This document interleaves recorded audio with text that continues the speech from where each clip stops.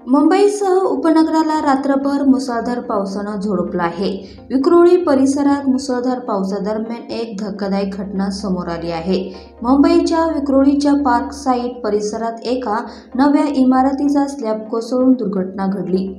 या दुर्घटनेत एका सुरक्षारक्षकासह त्याच्या 10 वर्षाच्या मुलाचा मृत्यू झालाय. नव्या इमारतीजवळ वडिलांना डबा देण्यासाठी आलेल्या ह्या 10 वर्षाच्या मुलाच्या अंगावर स्लॅब कोसळून मृत्यू झाला आहे.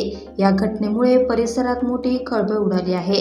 मृत वडील हे 38 वर्षांचे असल्याची प्राथमिक माहिती मिळाली आहे.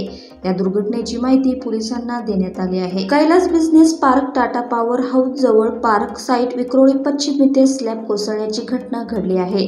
नवीन इमारतीचा स्लॅब कसा कोसळला? निकृष्ट दर्जाचे काम होते का? असे अनेक प्रश्न या निमित्ताने पुन्हा उपस्थित झाले आहे.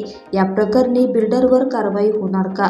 2 जणांच्या मृत्यूला जबाबदार कोण? असे अनेक प्रश्न स्थानिकांनी उपस्थित केले आहे. गेल्या आठवड्यात मुंबईतील माहीम परिसरात एका इमारतीच्या पहिल्या मजल्याचा स्लॅबचा मोठा भाग कोसळून 25 वर्षीय महिलेचा मृत्यू झाला. ग्राउंड+1 वरच्या मजल्यावरील इमारतीचा स्लॅब महिलेच्या अंगावर पडला. दरम्यान या घटनेत आणखी एक महिला जखमी झाली होती.